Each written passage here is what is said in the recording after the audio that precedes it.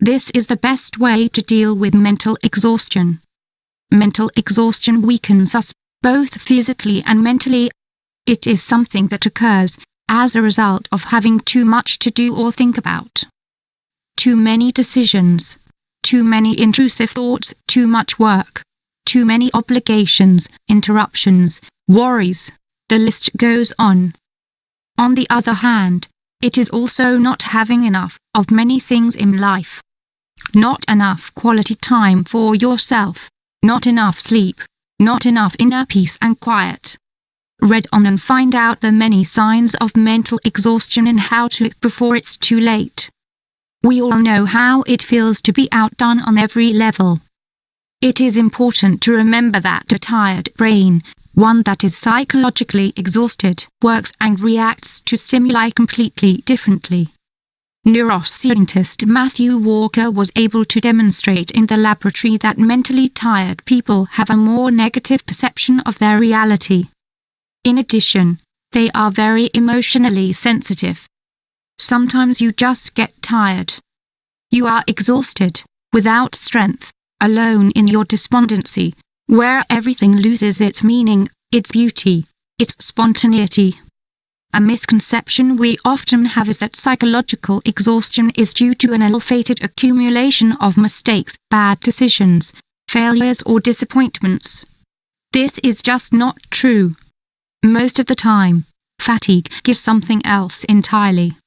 It is the direct result of having too much to do without realizing that it is just too much for us. We've all heard that our perspective depends on how we see the glass, either half full or half empty.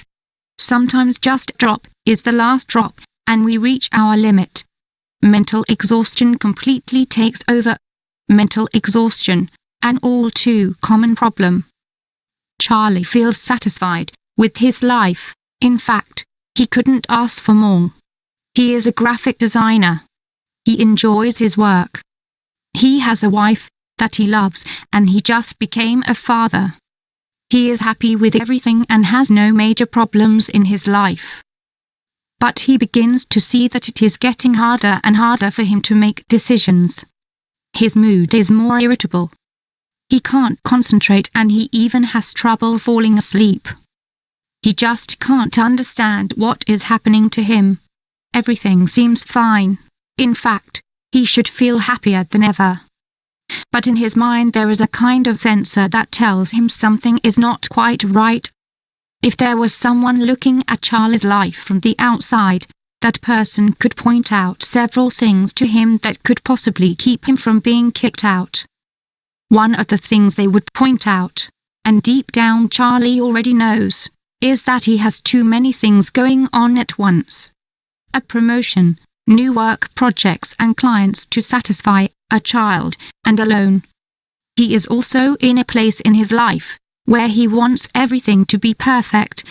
All this at the same time means that Charlie has less time for each of these responsibilities, and it simply becomes too much for him. It threatens his ability to cope with things. His mental exhaustion is evident. It wears him down. Here are some signs of mental exhaustion, how it affects us. Signs of mental exhaustion. Physical fatigue and lack of energy. The exhaustion sometimes gets so bad that we get up in the morning, certain that we won't make it through the day. Insomnia. At first, waking up suddenly at night is common, but later this can lead to serious difficulty falling asleep. Memory loss. According to an article published in the Journal of Forensic Psychiatry and Psychology, psychological exhaustion often produces a cognitive impairment called the disinformation effect. Here we mix up information, and where we remember it incorrectly, mix up images, people and situations. In terms of physical symptoms, palpitations, indigestion, headaches, lack of appetite or an increased appetite are all common.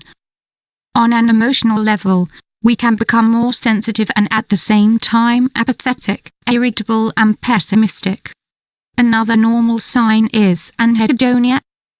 That is, the inability to feel pleasure, to enjoy things as much as we did before.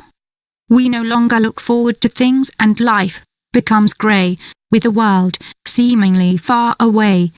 Sleep is a good mattress for fatigue. Juan Rulfo. How to deal with mental exhaustion. Eric Hoffer said the worst fatigue comes from work you haven't done. It's so true. Sometimes real exhaustion comes from all the things we want to do don't get done.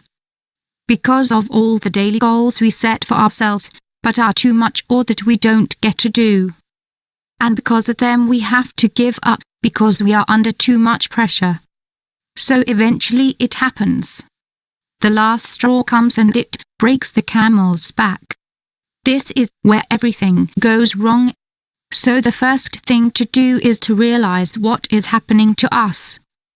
Psychological exhaustion threatens us, and we must prevent the being from becoming bigger, darker and heavier. Let's take a look at the following 3 steps that we should put into practice. 3 permissions you need to give yourself to clear the clouds of mental fatigue. Give yourself permission to rediscover yourself. It may seem ironic, but mental exhaustion tends to trap layers upon layers of worries, pressures, duties and worries within us, to the point where we actually forget ourselves. Give yourself permission to find yourself again. To do this, there's nothing better than enjoying an hour a day, completely disconnected from all kinds of stimulation. Away from people, sounds, artificial lights, technology, etc. Find a quiet environment to just be. Allow yourself to prioritize. This is absolutely necessary. Remember what your priorities are, where your identity is, what you love, what makes you happy. The rest will be secondary and should not deserve such emotional and personal investment on your part. Allow yourself to be less demanding. There are 24 hours in a day and life has its limitations, whether we like it or not. Learn to be realistic your time. Don't put too much pressure on yourself or set too high a standard for yourself. You don't always have to be perfect. Sometimes it's enough to be the same as yesterday. Sometimes a modest, quiet balance is enough. Finally, we know that life becomes more and more demanding and that we want to do everything. But it is worth remembering this. We are made of flesh and blood, a heart and psychological muscles that must be nourished with quality time, rest, peace and leisure. Let's learn to put ourselves first and take care of ourselves as we deserve.